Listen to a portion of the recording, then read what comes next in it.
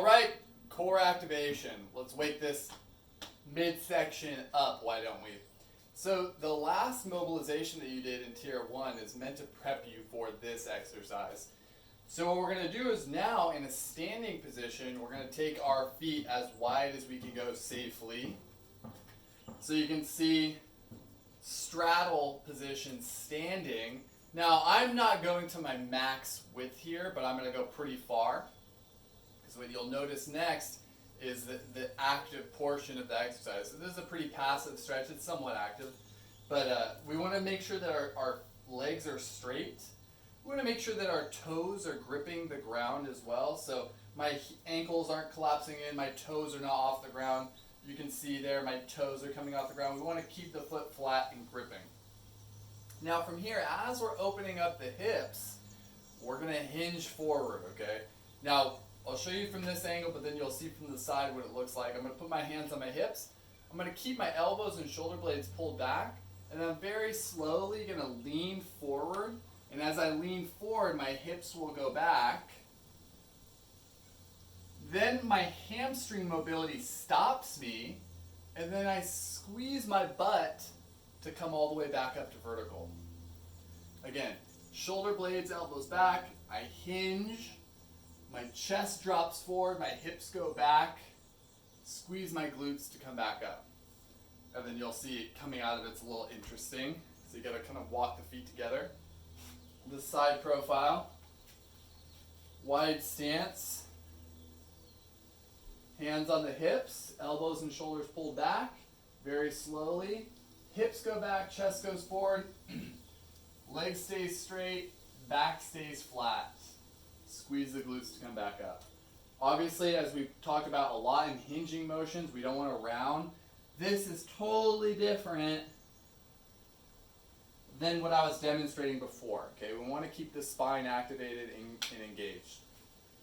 Only 10 of these, just 10, okay? It's a pretty challenging exercise due to the mobilization effect of it, and it's just also a very unique exercise. Many people haven't done something like this before, so only 10.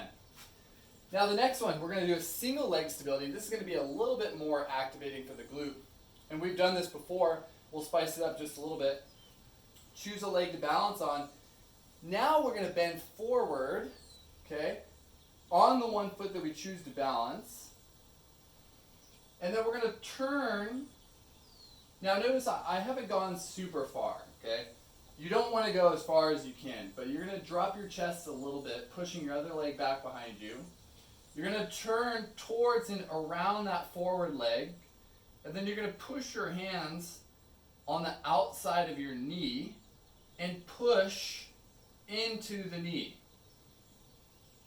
So both of my hands are driving this way into my leg. Okay, what that's going to do is activate my glute of the balancing leg, and it's also going to engage my obliques in my core. So we have a lot.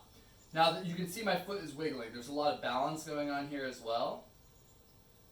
If you want to put your back toes on the ground to help yourself out just a little bit rather than balancing off the ground, you can do that. That's a little cheap. I'm okay with it.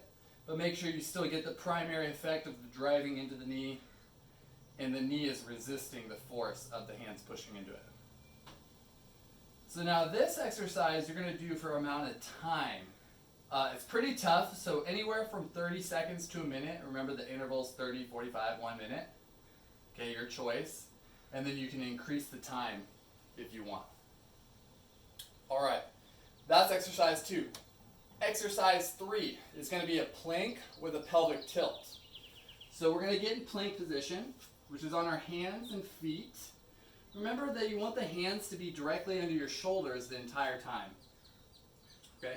My fingers are spread, my elbows are straight. I'm going to bring my feet back pretty close together, and my body's going to be nice and flat here. Now, typical plank, right? But what's a plank with a pelvic tilt? Watch my spine. Arch. My spine is falling towards the ground. Round. Squeeze my glutes down, pull my belly button up. Round my spine as much as I can. Arch. Slowly. and then round slowly.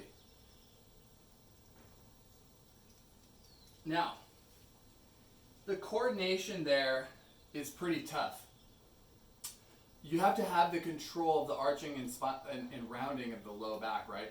So if you find that you're not getting that arching motion, just go back to your back real quick and practice. Pull your stomach off the ground, your low back off the ground, and then bring your stomach down and back into the ground. This is the same spinal motion as if I was doing that planking exercise. So it's just the orientation that's different that makes it a little bit harder. Your core is going to be working much harder in the plank position.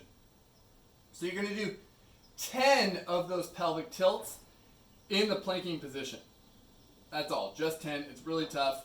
It should be anywhere from 30 seconds to 1 minute anyways. So 10 of those. Per usual, 2 to 3 sets of that. I will see you in tier 3.